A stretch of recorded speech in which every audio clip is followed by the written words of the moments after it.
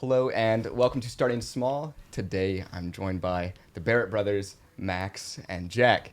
You guys, What's up? What up? we're in this amazing space. And first of all, I just walked in here and blown away. So killer space, and thank you so much for taking the time to join. Dude, thank you for coming by. Yeah, the space is definitely coming together. Sometimes it kind of looks like shit in a little bit, but it evolves every day. And that's what like growing a business is, I guess. Like It also looks much better on Mondays because the cleaners come. they come at 8:50. Yeah, this place was Oh, trashed this It weekend. was. Who had a huge party here? It wasn't a huge party, but Sam had some people. I had some people. Everyone, Everyone was partying. dipped their toe in. Is that on Saturday or Friday?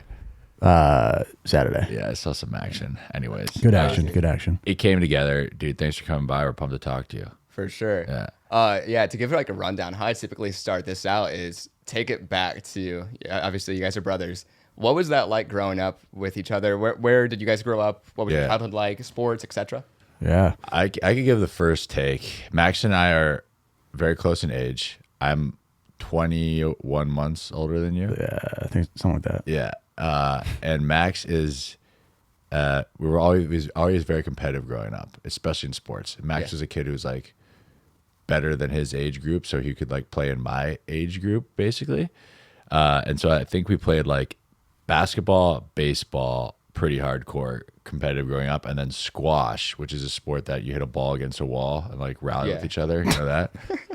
That was the most competitive thing that we ever did. And Max played, like, what do you play? 2 years up in the under 13 division. Yeah, it was pretty nasty at squash growing up. You were.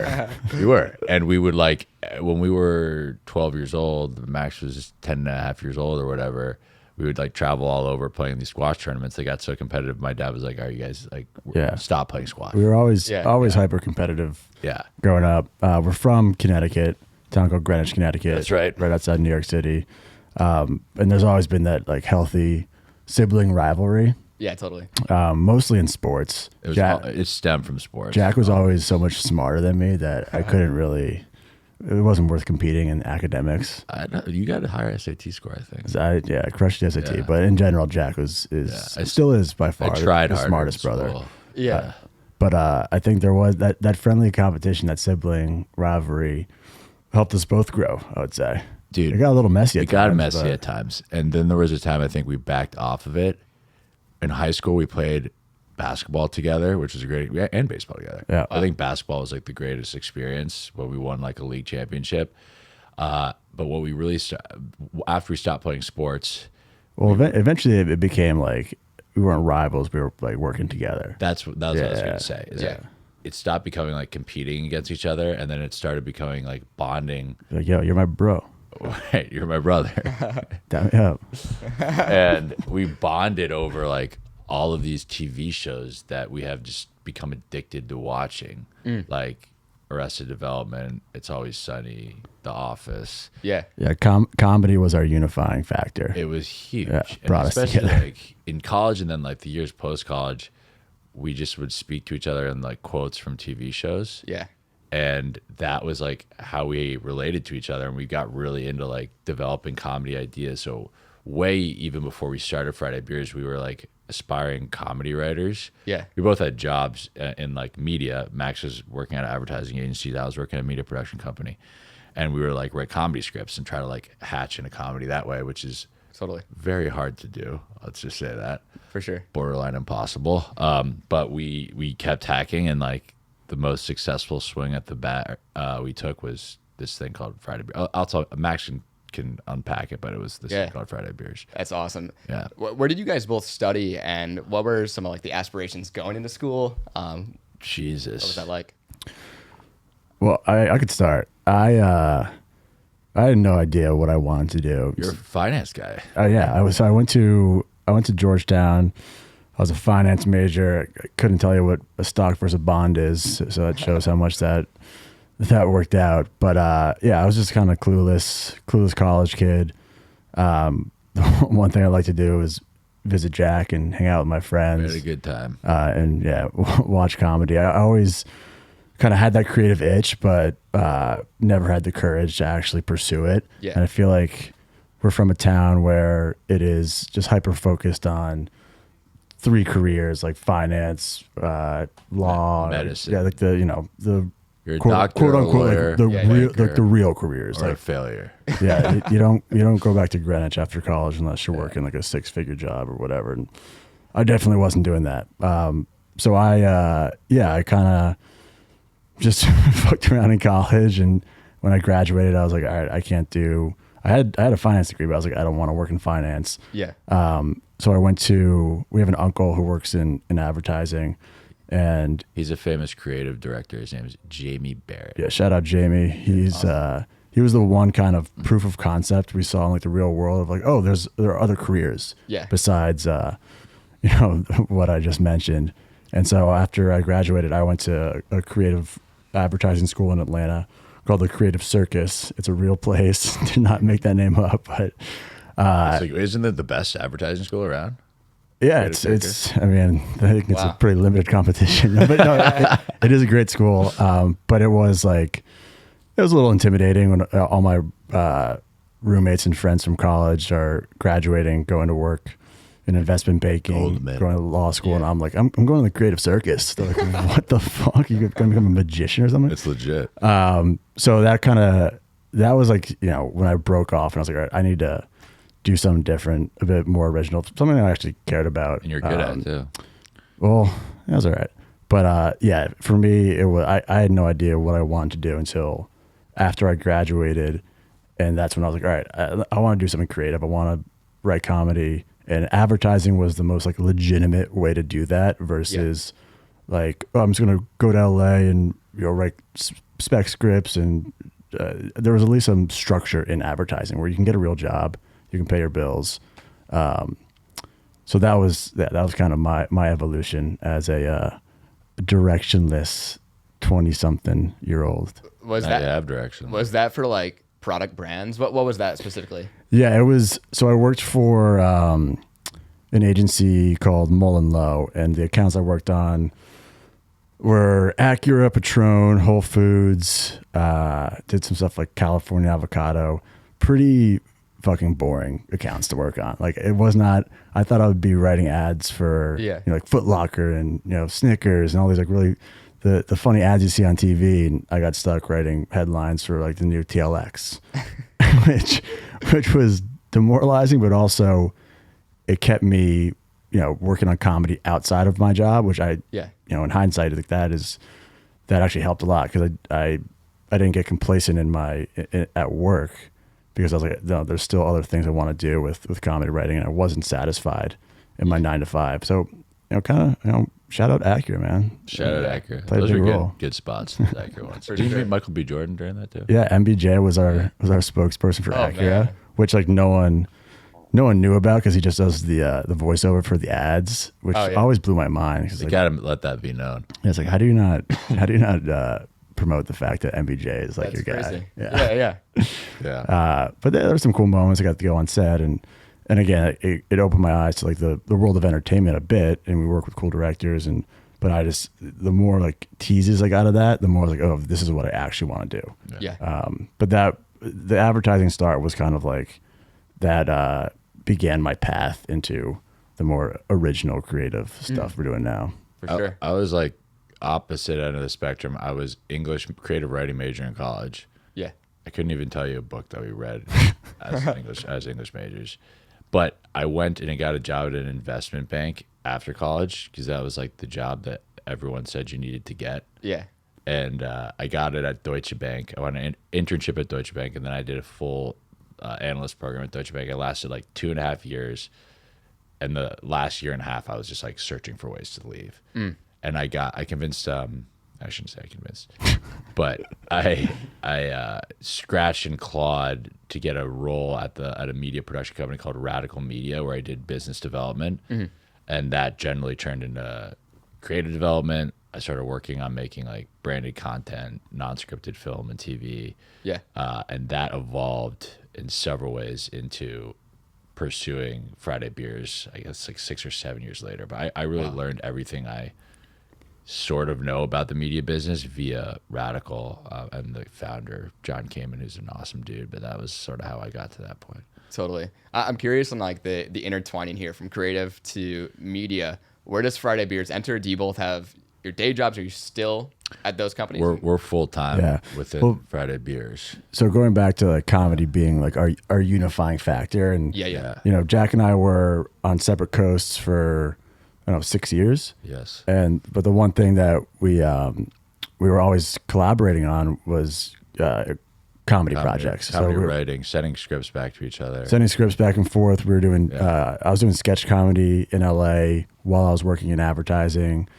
Jack would help, you know, write the sketches. Me and my roommates. 20 something comedy. Shout out 20 something comedy. Like 6,000 or 7,000 Instagram followers. But yeah, they are loyal followers. But that was always kind of our shared North Star. Like as we were in these, you know, industries that were ancillary to entertainment and real comedy. Like that was one, it was paying the bills and it was somewhat satisfying. There were cool moments and like we were getting tastes of what we wanted to do, but we knew like the side hustle, quote unquote, of writing comedy was like we wanted that to evolve into a real-time job, and we didn't know like what that would look like. You know, we were pretty naive in the beginning and thinking like, oh, we'll just write a script, sell it, somebody will move buy to it. LA, and like, you know, we'll become like the next Farrelly Brothers, make like, millions. That was the plan at that time. It's not how it works. We found out through a lot of trial and error, but all the reps we got in with writing comedy and writing sketches and scripts, that formed the base for what became Friday Beers.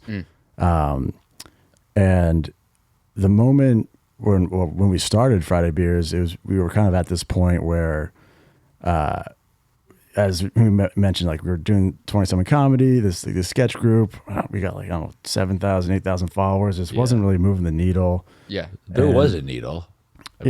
Stuff was happening, and we were like writing together and stuff. And we were getting like some meetings and like people were like, "Oh, your script's interesting," like that type of meeting. Nothing like very aggressive. Yeah, very general. And then we realized at the end of 2019. 2019. Yeah, so like the summer of 2019, Jack and I got together, and we were just kind of we've never really tried to like understand social media or like in a strategic way. We were just always inspired by, you know, the YouTube sketch comedy days of like Good Neighbors stuff and mail order comedy, where they would just put out, you know, 5, 6, 7 minute long sketches on YouTube, and like that's how they grew. But we realized, you know, in summer 2019, like the game done change. It was like, we had to do it differently, and we had to kind of pay attention to like what is working on social media and what was working at the time. This is early days of that. It was just like short form content, you know, minute long content that is kind of the videos with the words on them. Yeah, like text tracking on video clips and kind of memifying the jokes a bit. Like that was like the heyday of memes. Yeah, totally. And so we decided to take all like the jokes and the sketches and the characters that we've been making in like our original sketch content, and created this newish form of, call it like found footage sketch. I think it created that format on IG and other platforms. Definitely, anyone had made them like that before. Pioneered it, and another benefit of working in advertising is I spent a lot of time. There's so much spec work that goes into pitching new business and like coming up with, you know, like pitch decks, and a lot of it requires like just creating like fake ads using existing footage to prove a concept. So I was very familiar with like how to find the clips and then put a story together just through, you know, existing footage, and that really lent itself to these, you know, that's how these videos got made. 60-second little sketches that we were making, because I was so familiar with just truncating things into that size of a video, and then also being able to use the jokes and characters that we'd already been developing for 5-6 years. That was the benefit of having so much experience writing together, is we had we finished each other's sentences based on characters we're creating, jokes that we're writing. And our joke universe, that's why it was called 20-something comedy, is like growing up. Yeah. And sucking at your job or hating your job, missing your ex-girlfriend, not knowing all these things about life, but still kind of just like loving getting to Friday and making it through the weekend. Yeah. So that's where we wrote about and based everything that we put in those videos. And that was the perfect banner was Friday Beers for that. Wow. So yeah, it's the same philosophy you started as, like Almost Friday, and evolved into Almost Friday. What was that evolvement, and why did it shift? I think about this. It was your idea to make put Almost Fridays on pictures. I mean, they're very Connected similar idea. feelings. Yeah. And I think another big part of Friday Beers Almost Friday, like the whole like comedy universe, is we refuse to let go of the like the party humor that was big. And I mean, honestly, it was big until like the last 10, 15 years, but like, everything from Caddyshack to, 90s SNL to old school and like all the Apatow movies, like that era of comedy like shaped us growing up. Yeah. And we, even though we were told so many times, like, no one likes this anymore. No one's going to buy this. People love it. You got to pivot. You got to find a new lane. Yeah. We were like, no, this stuff is still hilarious. And we still believed in it. And we just thought, we can just repackage it, remove some of the problematic parts that kind of made it disappear for a decade. And people are going to feel nostalgic about it and remember like, oh, no, this is laugh out loud stuff. And it proved to be true. Like that was another big part of the success early on was we were reminding people, we were using clips from all these like famous movies and shows, repurposing them in a way where we were, telling original stories with original characters. But there's still that like ingrained nostalgia of like the comedy shows and movies from the past that people were like, thank God someone is still remembers how funny these things still hit. This stuff was. Yeah. What's that like, especially in the early days when you're like stripping from movies, characters, legality wise? Was there like any backlash? Have you guys ever gotten? We've only gotten cease and desist letters for putting people's images on merch. And it's like, no, this is my image. Don't put it on a t-shirt. You can't sell it. We'll stop selling it. And we've kind of gotten away from that practice. We've never really had any issue with backlash from content. And I think it's because like everything we do is like transforming one work into another in a different way. Like you're putting it into a video with a new meaning over it. It's bookended by two different clips. My analogy, right? The one that Tyler Fabo hates. Tyler is a high integrity director that we work with. What is it? Is I call Friday Beers, it's the Kanye West of comedy.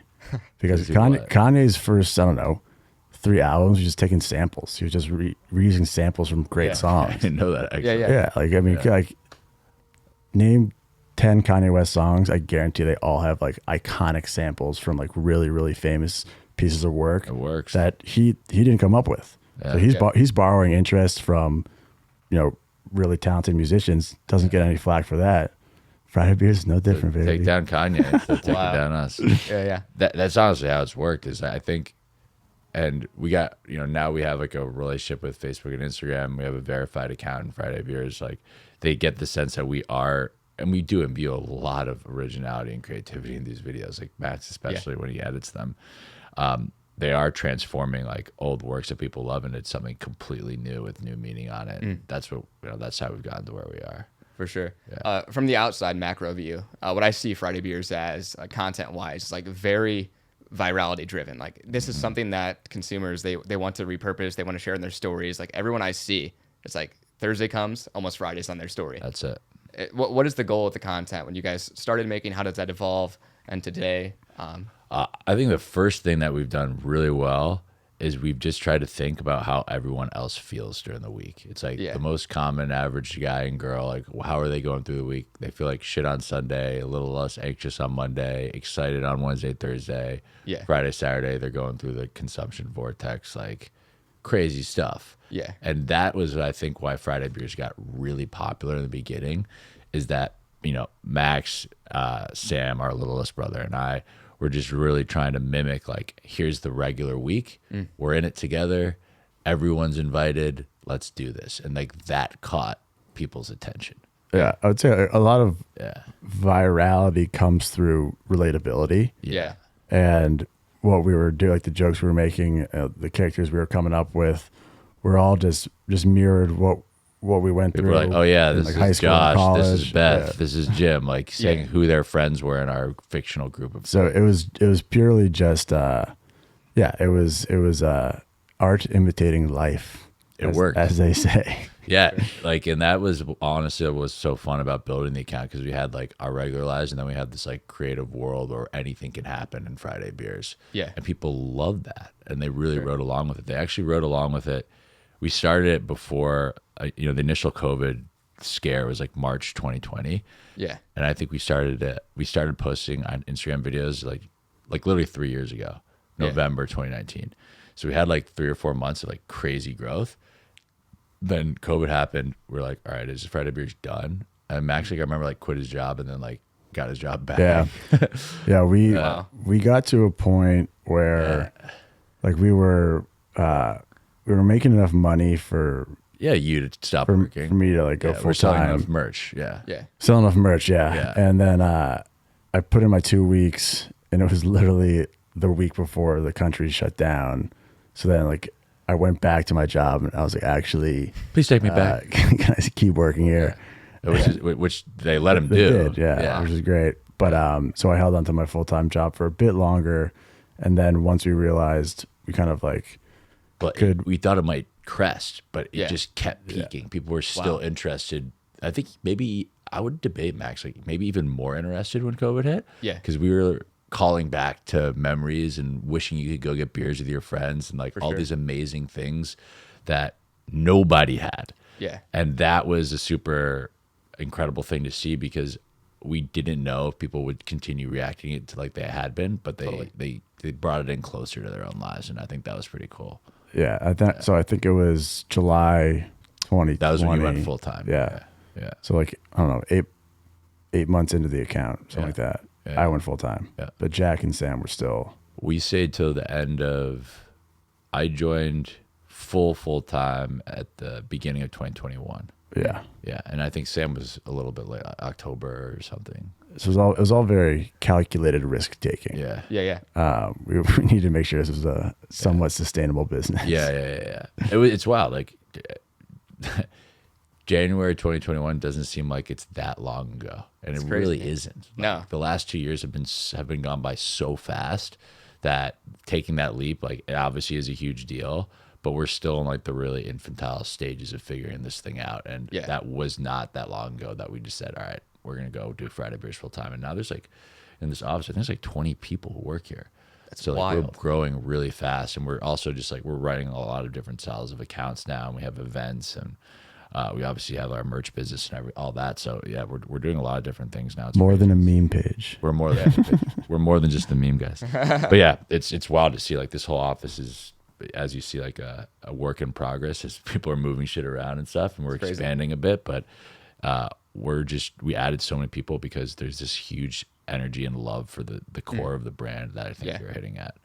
I'm curious, going back to like 2020, what does the daily operations look like? Like pumping out memes, who's creating? Is it 2020 was wild. Because Yeah. it was mainly just us three, Yeah. right? And Max is doing It was just us. all of the video editing. We're writing on the videos. I'm doing the business stuff and like organizing the company. But really, I was doing that in between or like instead of my old job. Yeah. And Max is doing this pretty much full time, like through the cracks of like whatever deal he had worked out with the advertising agencies. I was initially I was doing a lot of the video editing at my full-time job. Yeah. Just because I was a copywriter, and I was like, I can write 10 headlines in 10 minutes, and then I'd spend the rest of my day just editing. Dog shit headline and make videos. But it's all coming from your laptop, right? Yeah, it's crazy to think that everything was just on like one hard drive. Remember you like one lost laptop. the hard drive? Yeah, I accidentally deleted it. May. Oh my God. I almost started crying. Yeah, that was crazy. But my daily routine once I was full time, this is during COVID. I mean, I would wake up, my desk is next to my bed, and I just wouldn't leave my desk for, I don't know, Crazy lifestyle. 10, 12 hours. I would be drinking these like Soylent drinks. I remember when you were on those. I wasn't even eating. Yeah. I was just editing videos and drinking Huel. Huel. Yeah. Have you heard of these things? No. They're like meal replacement shakes. Human fuel. Human fuel. Yeah, it was a lot of that. Wow. And Max was taking on an ungodly amount of work. We got, I think, like, was that through? No, that was a little bit earlier because then you came back to Connecticut and we lived together for the summer. Yeah. Over COVID. But it was like, it was a serious grind. Like Max was, putting in editing 10 hours a day. That's crazy. Yeah, it's a lot of Monumental editing. hours. It's wild. But it got us to a point where like we had a cadence of different posts we would do on different days, and we were really, I think we adhered to that schedule really well for a 3-man team.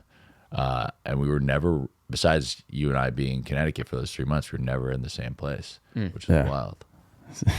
Yeah, initially it was kind of like we were just kind of sawed off shotgun approach, just pumping out content somewhat randomly. I mean, we knew like Thursday, Fridays were the big days, and we had these kind of hero videos that we would make for those days. And then as we expanded, our programming so that we could be posting, each day of the week, we came up with new formats for different styles of posts, outside just like the montage, like meme videos. Yeah. And as that became more solidified and consistent, the workload got a lot easier to manage. But there's still, I mean, even today, like there'll still be some days where it's like, all right, we got to make a video about this. Right. Yeah. And it's, I mean, that's what social media is constantly reactionary. It's still changing. Like the platforms will not honor like a certain type of video as much as posting like a reel, Oh, for sure. And we're constantly tinkering and toying with like what is it they expect to see, what's different enough, and what's going to cut through.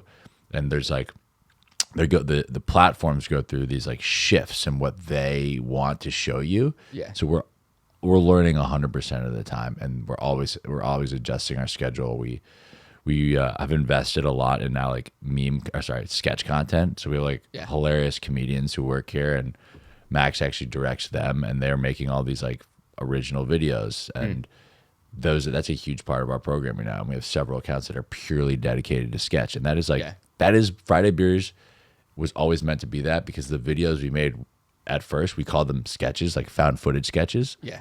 Now we can actually make those sketches with real people. It's crazy. So it's kind of come full circle in a way, but we're gonna obviously continue to make the Friday Beers videos that are like core to our brand. Yeah. I feel like you guys are like when you started like a central spot of like socials, organic reach. Like when TikTok launched, did you guys jump to that platform? No. Reels, you stayed on Instagram. We didn't know how to use TikTok, and we tried to post some of our like traditional Friday Beers videos on it, and they got banned like all the time. Oh yeah. And they just got like stuck in the mud.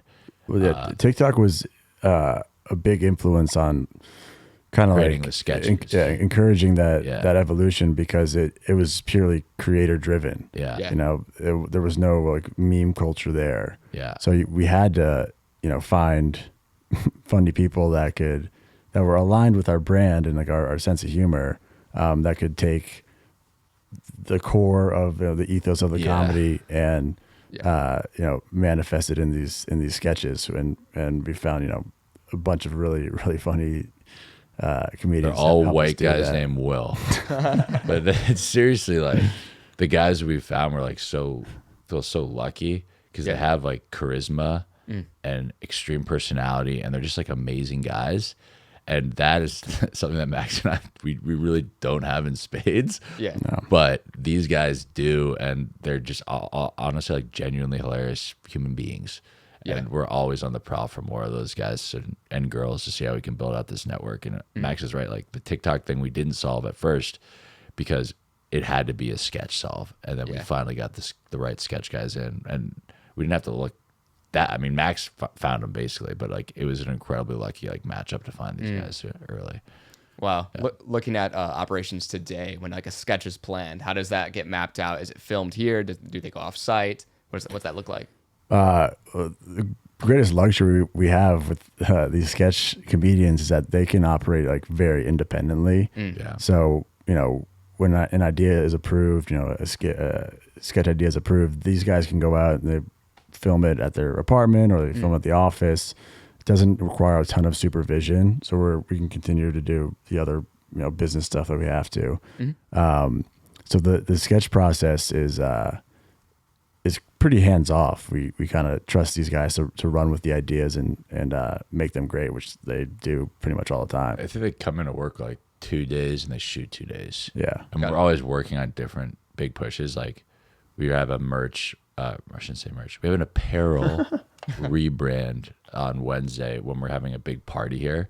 And we're gonna like live stream like a sword swallower, and a snake dancer, and we have like Austin Powers impersonator coming in. Oh, that's sweet. We could just call him Austin Powers. He's not really a person. Yeah.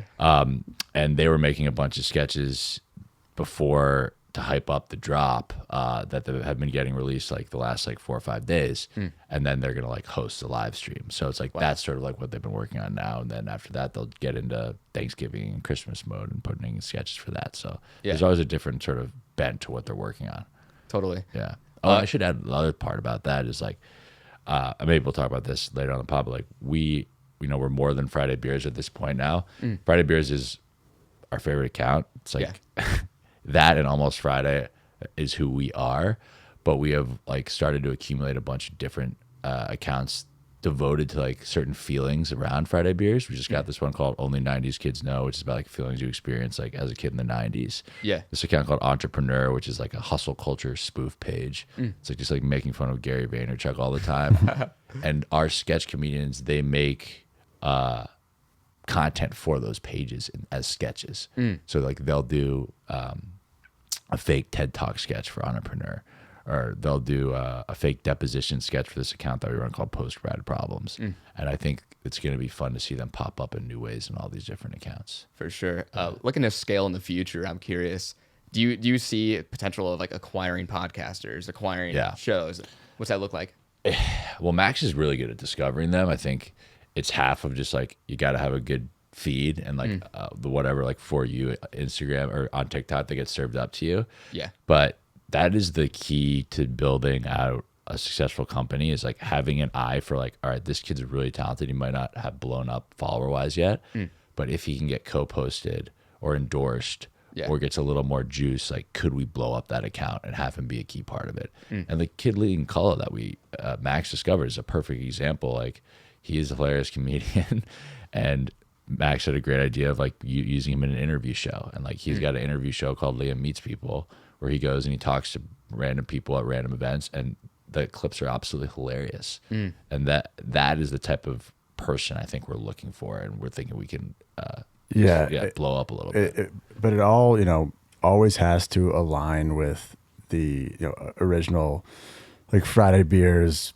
the comedy and like the core of the brand, because if we are going to collaborate with someone and show them to the Friday Beers audience, they have to. We got to know that like they're going to accept it and they're going to like it. Yeah. So it's not just, we don't really care about the following that much, like how big of the following is, because it's just, if it doesn't resonate with the people that we've been making content for the last 2 years, then it's just going to fall. It's not going to work. And Liam, I don't know, he had like no following like when we discovered him, and now he's like really well known to a lot of people, but he didn't have any major socials. And this other guy, hilarious comedian Will Angus, he had a TikTok channel that's pretty big, but it wasn't monstrous. He just fit in so well to our character universe, and he can play. I mean, he can make any character work, and I think he's just got a talent that is like very hard to find. We're looking for people like that. That is kind of, it'd be very rare to find them succeed in another type of environment like that. For sure. Yeah. Looking at apparel, how do you guys look at building out new apparel? Do you try to stay culture, trendy? What's that look like? All right. So the first year, all we did was sell apparel. In 2020, right? Yeah. How big was the page at that time? We had 1 million followers in the first year, and now we have almost 1.9.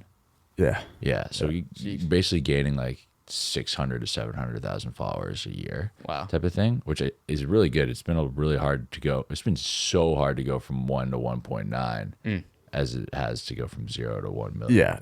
Initially, way harder. I don't know if it's, I I assume it's part of like the algorithm, and then Yeah. also inevitably you will plateau and reach as big of an audience as you can. But getting to the first million happened in 8 months. 8 months. Wow. And There's like the next million took 2 years. the next one took 2 years, and it's also like it's requiring so much more inventiveness on the page in terms of different types of videos. It's not just like edit the same Always Sunny video together and get likes on it. I remember we used to do 20 to 25,000 followers a week. Yeah. And now, a good week for us is between like 7 and 11,000 followers. Yes. Yeah. And it's not, the content isn't less fun. It's honestly funnier now. Yeah. And there's more of it. It's just, it's weird how. But the platform just like reacts differently to what you put out once you get a certain size. And to answer your question about apparel, like the first year, it was literally like, put my finger in the air and like Max and Sam and I trying to come up with like random funny shit. Yeah. Which worked. And a lot of the classics are just like, this shirt, blue long sleeve shirt that says Friday Beers and that logo with cursive across it. Or we got really famous for doing these Almost Friday photos that are a celebrity. It says Almost Friday and you just put it on a t-shirt and you sell it. Yeah. And that was essentially our entire approach for all of 2020 and all of 2021. And it's good. Like we worked with like a merch partner who has like a print on demand system. So you don't have to take inventory. If someone orders something, it gets sent, printed, made. So there's nothing that we have to pay for up front. Wow. And that's like the ultimate testing ground. Yeah. But the shirts are also like expensive to buy and make. And it's like, it's good to like make a one-off, but it's not a real business. And we had, I think, a really strong brand, but we wanted to own it a little bit more. And we decided that we're going to like go into a drop apparel model where we're just going to have big drops throughout the year designed by Jesse Sebastiani, who's like, he ran basically Full Sends apparel. Yeah. And Nelk Boys apparel. And he's started his own business and he's taking on clients, and Friday Beers got in there early. Wow. And we've put together like a really exciting first drop. And I think this is going to be like our program going forward. That's It's awesome. like every 3 or 4 months. I saw that. Yeah. So Sunday, it's called, correct? Yeah. Yeah. Sunday. Yeah. Yeah. What does that look like, that model working with Jesse? He's, first of all, like so organized. Yeah. I've never seen someone like more professional in his approach to designing really cool apparel. And he's a fan of like all these very popular, cool brands, like brands that are like way cooler than Friday Beers. Yeah. But he saw something like in our style and our vibe. And I think he's like distilled that down to putting it on clothes in a way I've never really seen. Just kind of like outside the box of what designers have come to us doing. So like we just have a relationship where he provides the designs, he provides like a lot of the services that go along with making the merchandise. We pay him, and then we just kind of divvy it all up and we sell it at the end.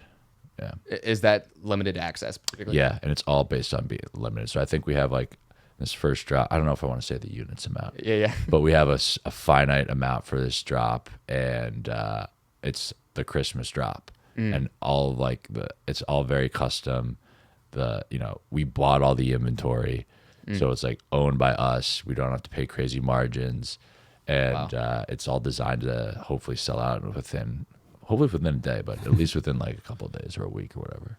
That's awesome. Logistically for that, are you guys going to be housing the inventory and then shipping out from here? We have a facility here.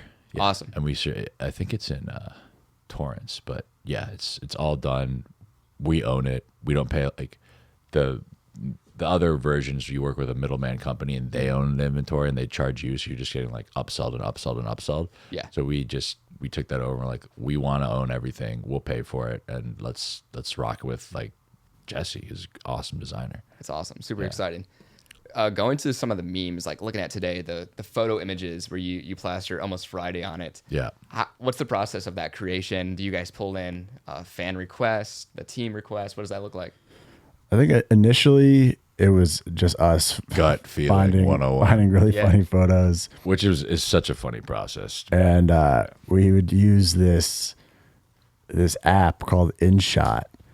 And this is actually a really funny story. I don't know if I've ever like said this publicly, but the lobster font that's become iconic Yeah. for like Almost Friday, like, that was the reason why we started using that was I started to make these photos in these photoshops in this app called InShot. And when you like go to the font tab, you can scroll from like, I don't know, 8 or 10 fonts. And that was the one that just looked the best. Yeah. So I just started using lobster font. That's great. And now it's become like iconic, you know. Wow. It's all over the internet, really. Like Yeah. all of these different entities. Like you know, the GOP is like going to a conference and I'll post like almost Friday photos. Yeah, They're like, you know, tag us, NFL yeah. teams and NBA teams. And I love that it's caught on, honestly. It's a great, I think that's like our greatest contribution to society.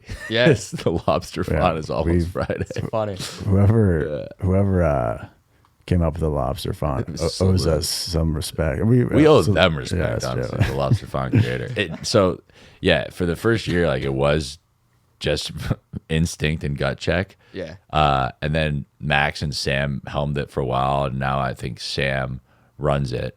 And he's got ways of sourcing it. We do take some requests, but I think the best part of the requesting is we have a post that goes after our like famous celebrity posts, and it's just of like people partying, like kids partying. Yeah. And those posts are more beautiful every week. Like they get crazier and the photos get better. And those are collected from the universe of Friday Beers and Almost Friday fans. And I like the one that is coming out this week is the guy shooting the bayonet during the and also now we have, you know, an actual designer who can be thoughtful with, all right, where's the type placed on the photo and like how does it make sense like against the image, and you know they can add certain coloring effects and drop shadows or whatever to make these look a lot better. Yeah. Than just lobster it was just over like it. I would just like scroll with like the Almost Friday logo and like that's what hit. I would just like center it. Yeah. But now they're a little more thoughtful, which I think has helped. It's just, and there's a lot of them every week. There's like 9 new Almost Friday celebs and 9 or 10 new crowd ones every week. It's wild. Looking at like the operations for yourselves today, like what's a typical day in the life for Jack and Max sitting in Friday Beers? That's one of the most exciting parts about working. Never know what I'm going to do every single day. Every day is honestly pretty different. The only consistency is that they are long days. But yeah, you know, depending on the day and the week, like as Jack mentioned, we have this merch drop or apparel relaunch. Yeah, we can't say merch. Merch is no longer. Cheapens the material. Only apparel. So, you know, gearing up for that, there's a lot of, you know, photo shoots and, you know, sketch content we're making. You know, a lot of like strategy meetings, you know, in a very general Friday Beers week. It's still, there's a lot of video editing and joke writing.